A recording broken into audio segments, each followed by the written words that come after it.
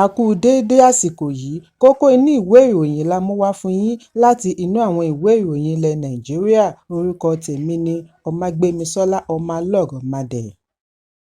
Àgbájọwọ́ ẹgbẹ́ àwọn òṣìṣẹ́ ti ṣe àgbékalẹ̀ àgbéyẹ̀wò ìṣèjọba Ààrẹ Bọ́lá Tinubu fún ọdún méjì lórí àlééfà bí wọ́n ti ní àtúpalẹ̀ àti òfin rẹ̀ kò ṣe ọmọ orílẹ̀-èdè lóore kankan yàtọ̀ sí irọ́ àti ìṣẹ́.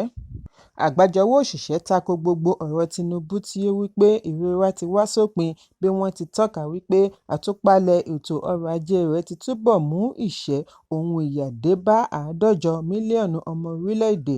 Nínú àtẹ̀jáde láti ọwọ́ ààrẹ ẹgbẹ́ òṣìṣẹ́ Joe Ajaero ni wọ́n ti ní ìṣẹ́ Tinubu jìnnà réré sí ìgbé ayé ọ̀tun tí ààrẹ ń polongo. Wọ́n ní àṣetúnṣe iṣẹ́ ni ìjọba APC ń ṣe kò yàtọ̀ sí ti àtẹ̀yìnwá, ṣùgbọ́n ẹgbẹ́ òṣèlú APC tako èyí bí wọ́n ti fi ẹ̀sùn kan NLC wípé òye kò yé wọn. Nígbà tí ó ń fèsì sí àtakò yìí, igbákejì alága gbogboògbò fún APC láti ẹkùn gúúsù ìlà-oòrùn Dókítà Ijeoma Arodiogbo ní àgbéyẹ̀wò NLC kò walẹ̀ jìn, àwọn kan ni ó ń tì wọ́n lẹ́yìn. Ó ní kàkà kí wọ́n sọ̀rọ̀ lórí kókó ọ̀rọ̀, wọ́n fi ọ̀pá sílẹ̀ ń pa làpálàpá. Ó ní ọ̀rọ̀ NLC jọ bí èyí tí wọ́n gbọ́ láàrin ọjà. Ó yẹ kí wọ́n kọ́kọ́ kàn sí àwọn ọ̀jọ̀gbọ́n lórí ọrọ̀ ajé àti òfin kí wọ́n tó bẹ̀rẹ̀ sí sọ irúfẹ́ ọ̀rọ̀ bẹ́ẹ̀. Arodiogbo sọ̀rọ̀ lórí ìlàjì sáà Tinubu bí ó ti gbóríyìn fún akitiyan ààrẹ. Lórí ẹ̀rọ amóhùnmáwòrán ni ààrẹ Tinubu ti bá ọmọ orílẹ̀-èdè sọ̀rọ̀ lánàá Ọjọ́bọ̀ láti fi sààmì ayẹyẹ ọdún keje rẹ̀ lórí àlééfà. Níbẹ̀ ni Tinubu ti mẹ́nu ba àwọn àṣeyọrí rẹ̀ lórí Renewed Hope Agenda bí ó ti ní àwọn wà lẹ́nu àti mú kí orílẹ̀-èdè dára sí i. Bí a bá ń sọ nípa ètò ọrọ̀ ajé, ó ní ìṣèjọba rẹ̀ wà lẹ́nu àti mú ìgbé ayé dẹrùn fún ọmọ orílẹ̀-èdè.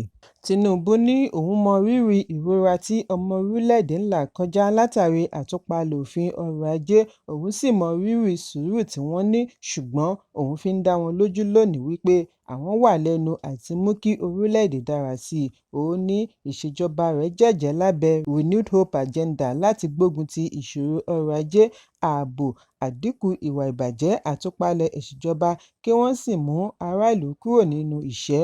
Ṣùgbọ́n Ajaero dá gbogbo ọ̀rọ̀ Tinubu nù bí ó ti ní ìjọba tún ti kùnà àti mú ìdàgbàsókè bá orílẹ̀-èdè. Ó ní ènìyàn kò lè wo aláìsàn sàn nípa fífún un ní májèlé tí ó mú ṣe àìsàn lákọ̀ọ́kọ́. Ajaero ní nígbà tí ààrẹ Tinubu gba ìṣàkóso ní ọjọ́ 29 oṣù karùn-ún ọdún 2023, ó ṣèlérí ìgbà ọ̀tun pẹ̀lú akíkanjú àtúpalẹ̀ ètò ọrọ̀ ajé tí yóò gba Nàìjíríà kalẹ̀ lọ́wọ́ ìfàsẹ́yìn. Ṣùgbọ́n lẹ́yìn ọdún méjì, ohun kan ṣoṣo tí ó ṣe gbòógì tí ìṣèjọba rẹ̀ ṣe ni ìyà ńlá tó gbé orílẹ̀-èdè ṣánlẹ̀ tí òfin rẹ̀ dá sí òṣìṣẹ́ àti ọmọ orílẹ̀-èdè lọ́rùn. Adarí òṣìṣẹ́ ṣe ìrántí bí ààrẹ ṣe gbọ́n ìrànwọ́ yọ lórí epo tí ó mú owó jálá epo lọ sí ₦600 látorí ₦187 lójúmọ́ kan. Ó ní Tinubu kò sọ nínú ọ̀rọ̀ rẹ̀ iye tí Nàìjíríà ti fi pamọ́ látàrí àyọkúrò ìrànwọ́ epo, ṣùgbọ́n ó ní external reserves gòkè sí $23 billion láti $4 billion láàrin ọdún 2023 sí 2024. Ẹ̀kúnrẹ́rẹ́ ìròyìn yìí wà nínú ìwé ìròyìn Punch tó jáde lónìí. Igbákejì ààrẹ ìjẹta Atiku Abubakar àti ẹgbẹ́ àwọn akẹ́kọ̀ọ́ lórílẹ̀-èdè NANS ti bu ẹnu àtẹ́ lu oríṣiríṣi ọ̀nà tí àwọn akẹ́kọ̀ọ́ ń gbà ṣe ìdánwò WAEC fún ti ọdún 2025 jákèjádò Nàìjíríà bí wọ́n ti pè é ní ìtìjú ńlá fún orílẹ̀-èdè National Disgrace, tí wọ́n wá ń béèrè fún àtúnṣe ìdánwò ní àwọn ibi tí àléébù yìí ti wáyé. Ọjọ́rú ni àfihàn fídíò kan gba orí ẹ̀rọ ayélujára tí ó ṣe àfihàn ibi tí àwọn akẹ́kọ̀ọ́ ti ń jókòó ṣe ìdánwò èdè Gẹ̀ẹ́sì WAEC ọdún 2025 ní alẹ́ pátápátá láìsí iná ìjọba tí ó ṣe wípé àtùpà pẹ̀lú iná ẹ̀rọ ìbánisọ̀rọ̀ ni wọ́n fi ń ríran. Èyí tí ó burú jù ni èyí tí ó wáyé ní Government Secondary School Nanale ní ìpínlẹ̀ Taraba, níbi tí orí ti kó àwọn akẹ́kọ̀ọ́ kan yọ lẹ́yìn tí ògiri iléèwé ya lulẹ̀ níbi ìjì ìrọ̀lẹ́ Ọjọ́rú. Àjọ WAEC fi ìdádúró fún ètò ìdánwò èdè Gẹ̀ẹ́sì yìí kọ́ ìgbìyànjú àti ṣe ìdáwọ́kọ̀ fún màgòmágó níbi ìdánwò lọ́rùn. Nínú àtẹ̀jáde àná ni adelé alukoro fún àjọ WAEC, Mọ́yọ̀sọ́lá Adéṣínà, ti ní ìgbésẹ̀ wọn àti dènà màgòmágó ni ó fa ìdádúró. Bákan náà ni ó ṣe àwáwí ìṣòro ààbò, logistics àti ìṣòro ẹlẹ́yàmẹ̀yà.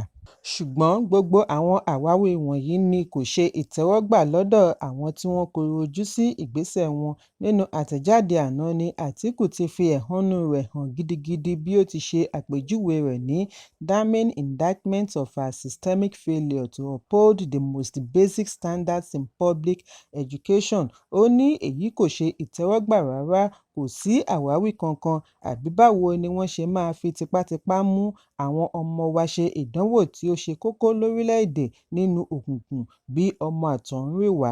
Bákan náà ni Àtíkù ní wọ́n gbọ́dọ̀ tún ìdánwò yìí ṣe, bí ó ti ṣe ìkìlọ̀ wípé àìjẹ́bẹ̀ yóò jẹ́ ìtàbùkù sí àwọn akẹ́kọ̀ọ́ tí wọ́n fi ọjọ́ ọ̀la wọn tàfàlà. Bákan náà ni ẹgbẹ́ akẹ́kọ̀ọ́ NANS náà bu ẹnu àtẹ́ lu ìdádúró ìdánwò wípé báwo ni wọ́n ṣe máa sún ètò ìdánwò kúrò ní aago 4 ìrọ̀lẹ́ bọ́ sí aago 7 alẹ́. Èyí jẹ́ àìnítara, ìtàbùkù sí ààbò àti ìgbáyégbádùn àwọn akẹ́kọ̀ọ́, pàápàá jùlọ ní ìgbèríko. NANS bu ẹnu àtẹ́ lu àwọn alámòjútó ìdánwò WAEC bí wọ́n ti ní kì í ṣe akẹ́kọ̀ọ́ ni ó yẹ kí wọ́n jìyà àìlèṣàmójútó màgòmágó ìdánwò. Ní báyìí, ilé ìgbìmọ̀ aṣojú-ṣòfin lórí ètò ẹ̀kọ́ àti àjọ onídàánwò ti fún àjọ WAEC ní gbèdéke ọjọ́ 24 láti fi ara hàn níwájú rẹ̀ láti wá wí tẹnu wọn lórí kùdìẹ̀kudiẹ tí ó wáyé nígbà ìdánwò WAEC. Alága ìgbìmọ̀ Òbùkù Òforíjì ni ó fi gbèdéke yìí léde lánàá Ọjọ́bọ̀ kí èyí lè yanjú awuyewuye tó ń lọ láàrin ìlú. Ẹ̀kúnrẹ́rẹ́ ìròyìn wà ní ìwé ìròyìn Punch tó jáde lónìí. Gómìnà ìpínlẹ̀ Ondo Lucky Ayédatiwa ti sọ àsọdájú wípé ìṣèjọba rẹ̀ ní ojúṣe láti yanjú ìgbáyégbádùn àwọn obìnrin àti ọ̀dọ́ ní ìpínlẹ̀. Ayédatiwa sọ èyí níbi ìpàdé ìgbìmọ̀ àwọn obìnrin National Council for Women Societies NCWS tí ó wáyé ní ìlú Àkúrẹ́. Bí ó ti ní ìṣèjọba rẹ̀ kò ní fi ẹnu lásán ṣe ìgbélárugẹ àti ìrónilágbára àwọn obìnrin àti ọ̀dọ́. Gómìnà tí amúgbálẹ́gbẹ̀ẹ́ rẹ̀ lórí ọ̀rọ̀ obìnrin Dókítà Ṣeun Ọ̀sàmáyé ṣaṣojú ní ìṣèjọba rẹ̀ ti gbé oríṣiríṣi ìgbésẹ̀ pẹ̀lú agbègbè tó tẹ́jú fún okòòwò láti tayọ láàrin ìpínlẹ̀.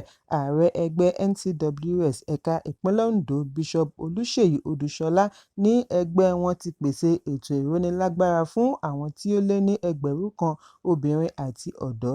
Bishop Odùṣọlá tẹnumọ́ NCWS yóò tẹ̀síwájú àti jà fún ẹ̀tọ́ obìnrin, ìgbáyégbádùn wọn àti láti ní àǹfààní àti kópa nínú ìdàgbàsókè agbègbè. Ẹ̀kúnrẹ́rẹ́ ìròyìn wà ní ìwé ìròyìn Nigerian Tribune tó jáde lónìí. Àwọn ajínigbé ti dá jìnnìjìnnì sílẹ̀ ní ìlú Abraka, ìpínlẹ̀ Delta bí ará ìlú àti àwọn akẹ́kọ̀ọ́ ṣe ń bẹ̀rù kí wọ́n má jí wọn gbé tàbí ṣekú pa wọ́n. Láti oṣù mélòó sẹ́yìn ni agbára àwọn ọlọ́pàá ò ti ká àwọn ọ̀daràn tí wọ́n fi gbogbo ìgbà jí àwọn akẹ́kọ̀ọ́ àti olùgbé gbé. Ọjọ́ 25 oṣù karùn-ún ni ajínigbé jí Clinton Udomodo, akẹ́kọ̀ọ́ ifásitì kan gbé. Bákan náà ni wọ́n tún de ẹ̀gbọ́n rẹ̀ lọ́kùnrin mọ́lẹ̀ nígbà tí ó lọ gbé owó ìdásílẹ̀ ransom fún wọn. Lẹ́yìn ọjọ́ díẹ̀ tí wọn kò rí ẹni wá béèrè àwọn méjèèjì tàbí gbé owó wá nítorí ohun tí wọ́n ṣe fún ẹni àkọ́kọ́ ni wọ́n yọ̀ǹda wọn. Ìpòrúru ọkàn ti mú kí ará ìlú máa ṣe ìfẹ̀hónúhàn ní gbogbo ìgbà lẹ́yìn tí gbogbo akitiyan wọn àti ṣe àmúlò ọlọ́pàá forí ṣánpọ́ àti ìjọba àti àwọn tí ọ̀rọ̀ kàn kọ̀ láti kọbiara sí ìpèníjà tí ará ìlú ń kojú. Èyí ló mú ará ìlú máa ṣe ìfẹ̀hónúhàn lójoojúmọ́. Ṣùgbọ́n àwọn akẹ́kọ̀ọ́ ifásitì ti wá lérí àti gùnlé ìfẹ̀hónúhàn lọ ilé ìjọba àti olú iléeṣẹ́ ọlọ́pàá ní Asaba bí kọmíṣánná ọlọ́pàá bá kọ̀ àti wá ojútùú sí ìṣòro àwọn ajínigbé láàrin wákàtí 48. Ààrẹ ẹgbẹ́ akẹ́kọ̀ọ́ DELSI Augustine Onovugego àti akọ̀wé Basi Etim ni wọ́n jọ fi tó kọmíṣánná ọlọ́pàá létí wípé ìwà àwọn ajínigbé wọ̀nyí ti dá jìnnìjìnnì sílẹ̀ láàrin àwọn akẹ́kọ̀ọ́. Ìlú àti ọgbà iléèwé wọn ti kúrò ní ibi ìkẹ́kọ̀ọ́, ó ti di ibi ìbẹ̀rùbojo fún àwọn ajínigbé gẹ́gẹ́ bí wọ́n ti kọ ọ́ sínú lẹ́tà tí wọ́n fi ránṣẹ́ lánàá Ọjọ́bọ̀. Ẹ̀kúnrẹ́rẹ́ ìròyìn ṣì wà nínú ìwé ìròyìn Vanguard tó jáde lónìí. Gbogbo ètò ti tò fún ìdíje bí ikọ̀ ẹgbẹ́ agbábọ́ọ̀lù Super Eagles láti Nàìjíríà yóò ṣe wàákò pẹ̀lú Reggae Boys láti Jamaica níbi ìdíje tí ó gbẹ̀yìn ní Unity Cup 2025. Ìdíje tí wọ́n ti pòǹgbẹ rẹ̀ yìí yóò wáyé ní Gtech Community Stadium ní Brentford, ìlú London lọ́la òde yìí, ọjọ́ 21 oṣù karùn-ún, láàrin aago 8:15 ìrọ̀lẹ́. Ìdíje tí ó gbẹ̀yìn yìí ni yóò so Áfíríkà àti Caribbean papọ̀ pẹ̀lú ìlérí fún alẹ́ tí ó kún fún àṣà, ìwúrí àti àṣeyọrí nídìí eré ìdárayá, pẹ̀lú wípé àwọn tí ó ṣe gbòógì láàrin ikọ̀ ẹgbẹ́ agbábọ́ọ̀lù Nàìjíríà bíi Victor Osimhen àti Ademola Lookman kò sí láàrin wọn.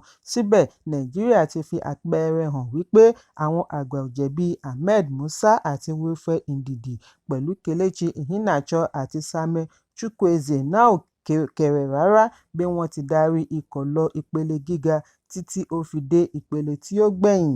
Ẹ̀kúnrẹ́rẹ́ ìròyìn ṣì wà nínú ìwé ìròyìn Vanguard tó jáde lónìí. Kókó inú ìwé ìròyìn tòní kò ní jù báyìí lọ.